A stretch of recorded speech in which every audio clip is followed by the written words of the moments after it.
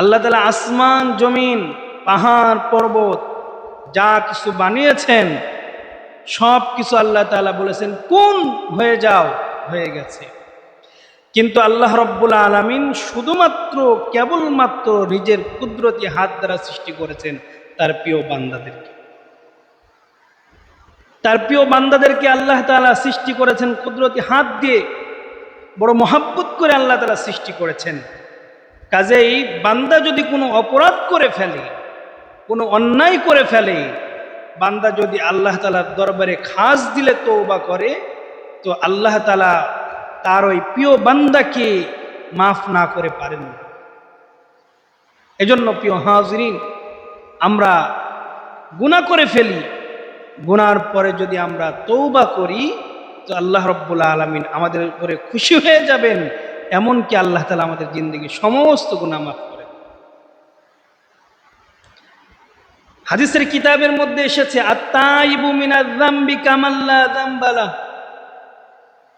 যে তওবাকারী যখন তওবা করেন আল্লাহ তাআলা তার তওবা যদি কবুল করেন তাকে এমনভাবে পবিত্র বানিয়ে দেন যে কামাল্লা যামবালা, তার কোনো গুনাহ হয় নাই, সে কোনো গুনাহ করে নাই। সুতরাং প্রত্যেকটি বনি আদম তারা ভুল করবে, খায়রুল খাত্তাইনা আত-তাওয়াবুন, কিন্তু এর মধ্যে ওই বনি আদম উত্তম যে বনি আদম তওবা করে। মুহতারাম হাজিরিন, রাসূল করিম সাল্লাল্লাহু আলাইহি ওয়াসাল্লামের জামানা, নবীজির জামানায় একজন যুবক পেরেশান, হতাশ হয়ে গেছেন। শুধু হতাশ হয়েছে তাই নয়, বরং কিতাবের মধ্যে এসেছে ওই যুবক এমনভাবে কান্না করতেছে যেন যুবক অনেক বড় অপরাধ করেছে, এমনভাবে সে রুনাজারি করতেছে, এমনভাবে সে আফসোস করতেছে, এমনভাবে কান্নাকাটি করতেছে, মনে হচ্ছে যে পৃথিবীর মধ্যে সব থেকে বড় অপরাধ ওই যুবক করেছে। মুসলমান ভাইরা রে আমার, পথিমধ্যে হযরত ওমর ইবনুল খাত্তাব রাদিয়াল্লাহু তাআলা আনহু রওনা দিয়েছেন। হযরত ওমর রাদিয়াল্লাহু তাআলা আনহু রাস্তা দিয়ে যাচ্ছেন, এমন এক মুহূর্তে দেখতে পেলেন একজন যুবক, নওজোয়ান যুবক পথের মাঝখানে দাঁড়িয়ে এমন ভাবে কান্না করতেছে যে যুবক কি অপরাধ করেছে, যে যুবক কান্না করতে করতে এমনকি কাটা কবুতরের মতো কান্না করতেছে। হযরত ওমর ইবনুল খাত্তাব রাদিয়াল্লাহু তাআলা আনহু এমন পরিস্থিতি দেখে হযরত ওমর রাদিয়াল্লাহু তাআলা আনহু কিংকর্তব্য বিমূঢ় হয়ে পড়লেন। হযরত ওমর দাঁড়িয়ে গেলেন। কিতাবের মধ্যে এসেছে হযরত ওমর রাদিয়াল্লাহু তাআলা আনহু যুবকের কান্না দেখে, তার অবস্থা দেখে হযরত ওমর রাদিয়াল্লাহু তাআলা আনহু নরম হয়ে গেলেন। হযরত ওমরের চোখ দিয়েও টপ টপ করে পানি পড়তে লাগলে। মুসলমান ভাইরা রে আমার, হযরত ওমর আশাদ্দুহুম ফি আমরিল্লাহি ওমর, ওমরের মতো সঙ্গীন দিলওয়ালা একজন মানুষ যুবকের কান্না দেখে ওমর থমকে গেলেন। ওমরের চোখ দিয়ে টপ টপ করে পানি পড়ে। হযরত ওমর ডাক দিয়ে বলে, যুবক তুমি কেন কান্না করতেছো? তোমার কি অপরাধ? তোমার কি হয়েছে আমাকে বলো। যুবক, আমারে বলো কি অপরাধ তুমি করে ফেলেছো যার কারণে তুমি এমন কান্না করতেছো। যুবক ডাক দিয়ে বলে, হে ওমর ইবনুল খাত্তাব, আমি যে অপরাধ করেছি আমার এই অপরাধ মোচন হওয়ার মতো কোনো পরিস্থিতি নাই। আমি এমন অন্যায় করেছি যে অন্যায়ের কারণে আমি জমিনের মধ্যে সব থেকে নিকৃষ্ট মানুষ হয়ে গেছি। অমর, তোমারে বলে আমারে কি লাভ হবে? তোমাকে যদি আমার ঘটনা খুলে বলি আমার কি লাভ হবে? তোমার কাছে ঘটনা বর্ণনা করলে আমি কি পবিত্র হয়ে যাব? আমি কি আমার অপরাধের ক্ষমা পাবো? ওমর ইবনুল খাত্তাব রাদিয়াল্লাহু তাআলা আনহু বলেন, যুবক, ঠিক আছে, তুমি আমারে হয়তো তোমার সমস্যার কথা বলবা না, কিন্তু আমি তোমার জন্য কোনো উপকার করতে না পারলেও আমি তোমাকে পৃথিবীর মধ্যে এমন একজন উত্তম মানুষের কাছে নিয়ে যাব। ওই মানুষের কাছে যদি তোমার অপরাধের কথা খুলে বলো, ওই মানুষ যদি তোমার জন্য দোয়া করে, আমার আল্লাহ তোমাকে ক্ষমা না দিয়ে পারবে না। যুবক বললেন, তাই নাকি? ঠিক আছে, আমারে নবীজির কাছে নিয়ে যাও। রাসূল করিম সাল্লাল্লাহু আলাইহি ওয়াসাল্লামের কাছে যুবককে নিয়ে যাওয়া হলো। ওমর ইবনুল খাত্তাব রাদিয়াল্লাহু তাআলা আনহু দরজার বাইরে দাঁড়িয়ে থাকলেন। যুবক প্রবেশ করলেন, রাসূল করিম সাল্লাল্লাহু আলাইহি ওয়াসাল্লামকে সালাম প্রদান করলেন। নবীজি সালামের উত্তর দিলেন। নবীজি বললেন, যুবক, কেন এসেছো? কি তোমার প্রয়োজন আমারে বলো। যুবক নবীজির সম্মুখে গিয়েও কান্না করতেছে। যুবকের কান্না থামতেছে না। যুবকের এমন এক পরিস্থিতি, যুবক পাগল পারা হয়ে গেছে। রাসূল করিম সাল্লাল্লাহু আলাইহি ওয়াসাল্লাম বললেন, যুবক, কি তুমি অন্যায় করেছো? তুমি কি এমন অপরাধ করেছো যে অপরাধের কারণে তুমি কান্না করতেছো? যুবক, তুমি কি জানো তোমার অপরাধ যতই বড় হোক না কেন, আমার রবের ক্ষমা অনেক বড়। পৃথিবীর সব কিছু থেকে আমার রবের রহমত বড়। বান্দা যত বড় অপরাধ করুক না কেন, কিন্তু রবের রহমতের কাছে বান্দার অপরাধ কোনো কিছুই নয়। যুবক, তুমি আমারে বলো, তুমি কি এমন অপরাধ করেছো যে অপরাধের কারণে তুমি কান্না করতেছো? যুবক বলেন, ইয়া রাসূলুল্লাহ, আমি বড় অপরাধ করেছি। মদিনার মধ্যে সব থেকে নিকৃষ্টতম অপরাধ। আমার মতো গুনাহগার নিকৃষ্ট বান্দা এই জমিনের মধ্যে নাই। আল্লাহ রাসূল সাল্লাল্লাহু আলাইহি ওয়াসাল্লাম বললেন, যুবক, বলো কি এমন অন্যায় করেছো? যুবক বললেন, ইয়া রাসূলুল্লাহ, ইয়া হাবিবাল্লাহ, আমি এই মদিনার যুবক, আমি এই মদিনার এমন একজন হতভাগা যুবক। মদিনার প্রত্যেকটি মানুষ জীবিকা নির্বাহের জন্য, নিজের জীবন পরিচালনা করার জন্য, পরিবার নিয়ে সুন্দরভাবে বসবাস করার জন্য কেউ ব্যবসার পন্থা বেছে নিয়েছে, কেউ কৃষিকাজের পন্থা বেছে নিয়েছে, কেউ বকরি চড়ানোর পন্থা বেছে নিয়েছে, সুন্দর সুন্দর রোজগারের পথ বেছে নিয়েছে, সুন্দর হালাল রিজিক তালাশের জন্য তারা বিভিন্ন কর্মপন্থা বেছে নিয়েছে।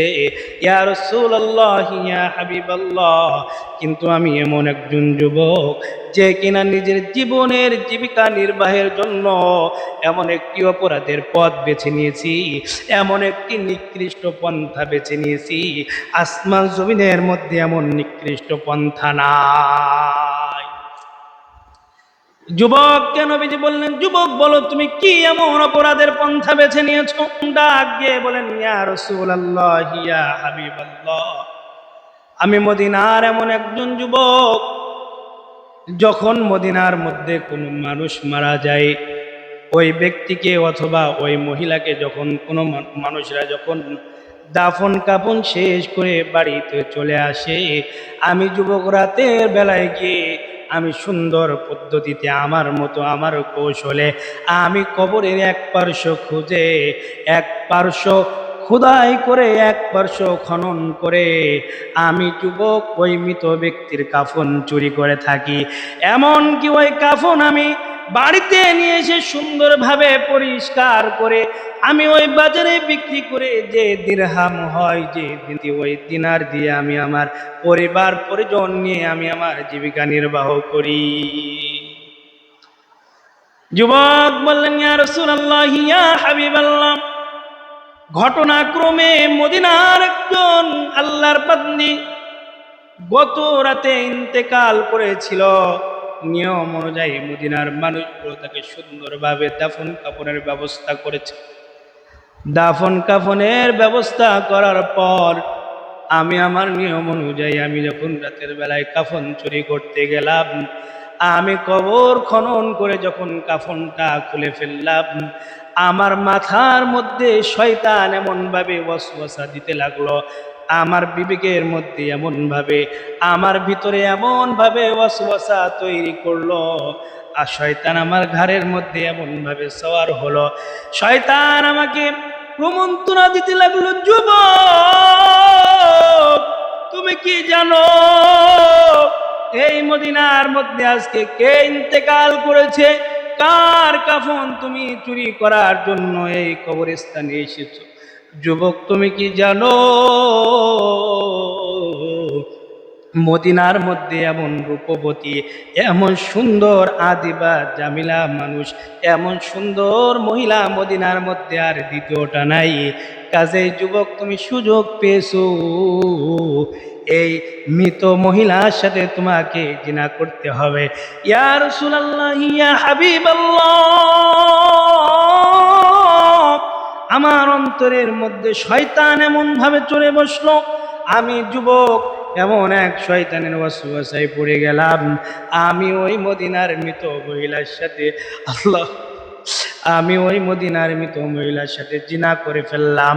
জিনা করে যখন আমি কবরস্থান থেকে উঠে আসব, গায়েবীভাবে এমন একটি আওয়াজ আমার কানের মধ্যে আসলো, চিৎকার দিয়ে বলল, যুবক আজকে তুমি এই কবরের মধ্যে যত মৃত ব্যক্তিরা শুয়ে আছে তাদের সামনে আমাকে যেভাবে তুমি বেইজ্জতি করলা, যেভাবে আমাকে অপমান করলা, মনে রাখো কাল আখিরাতে হাসরের ময়দানে তোমাকে আমি ছেড়ে দিব না, আল্লাহর কঠিন কাঠগড়ায় তোমাকে দাঁড়াইতে হইবে। রাসূল কারীম সাল্লাল্লাহু আলাইহি ওয়াসাল্লাম ঘটনা শোনা মাত্র নবীজির চেহারা লাল বর্ণ হয়ে গেল, নবীজির চোখগুলো বড় বড় হয়ে গেল, নবীজির চেহারা লাল হয়ে গেল। নবীজি রাগান্বিত হয়ে বলল, যুবক তুমি তো বড় নিকৃষ্ট কাজ করেছো, বড় অন্যায় করেছো। এই অবস্থা দেখে যুবক দেখলো নবীজি রাগান্বিত হয়েছে, নবীজির চেহারা লাল বর্ণ হয়ে গেছে। আল্লাহু আকবার।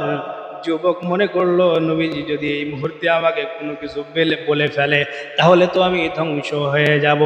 যুবক এই ঘটনা বলার পরে এমন পরিস্থিতি থেকে যুবক নবীজির সামনে থেকে, নবীজির কাছ থেকে যুবক দৌড়ে চলে গেল। নবীজির কাছ থেকে যুবক গিয়ে পাহাড়ের চূড়ায় উঠে পড়ল। 40 দিন পর্যন্ত যুবক আল্লাহ তাআলার কাছে ক্রন্দন করেছে, আল্লাহ তাআলার কাছে হাত তুলে দোয়া করেছে, মালিক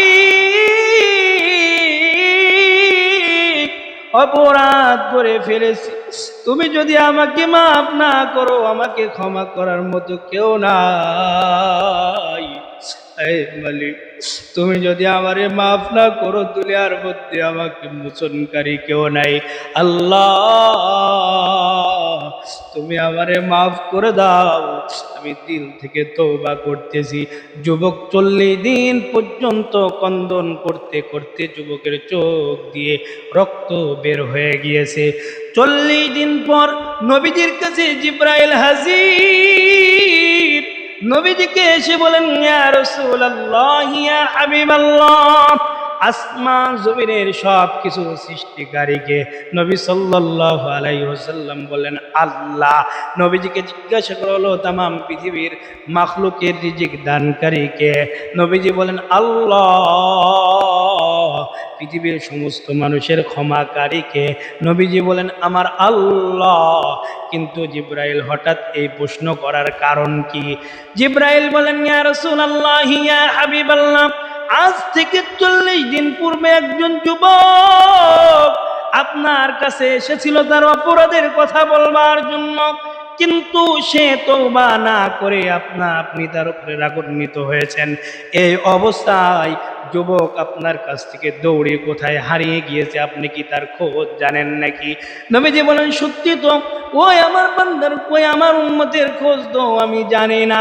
নবীজিকে বললেন, ইয়া রাসূলুল্লাহ, আল্লাহ রাব্বুল আলামিন তার বান্দাকে ভালোবাসেন, বান্দা মন থেকে তওবা করেছে, আল্লাহ তাআলা তার বান্দাকে ক্ষমা করে দিয়েছে। যান আপনার সাহাবীদেরকে পাঠিয়ে ওই ব্যক্তির কাছে সুসংবাদ শোনায়া দেন। এজন্য মুসলমান ইমানদার আল্লাহর গোলাম যত বড় পাপিষ্ঠ গুনাহগার বান্দা হোক না কেন, আল্লাহ তাআলার দরবারে যদি মন খুলে দোয়া করে, যদি বলে, মালিক,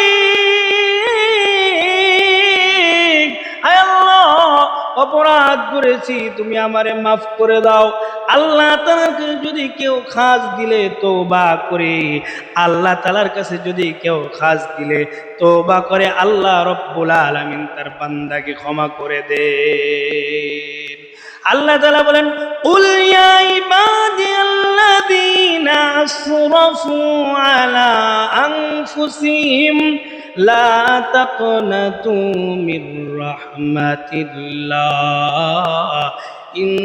ইন্নাল্লাহা ইয়াগফিরুজ যুনুবা জামিআ ইন্নাহু হুয়াল গফুরুর রহিম।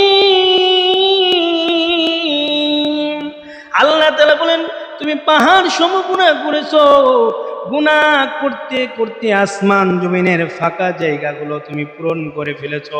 আরে বান্দা, আমার কাছে রাতের বেলায় নামাজে দাঁড়িয়ে তওবা করো, নামাজের পরে দুই হাত তুলে বলো, মালিক, আমি অন্যায় করেছি, তুমি তো আমার অন্যায়ের কথা জানো, তুমি যদি আমারে মাফ না করো, আমারে মাফ করবার মতো কেউ নাই। আয় আল্লাহ, আমি তো তোমার আদরের বান্দা, তুমি আমারে মাফ করে দাও।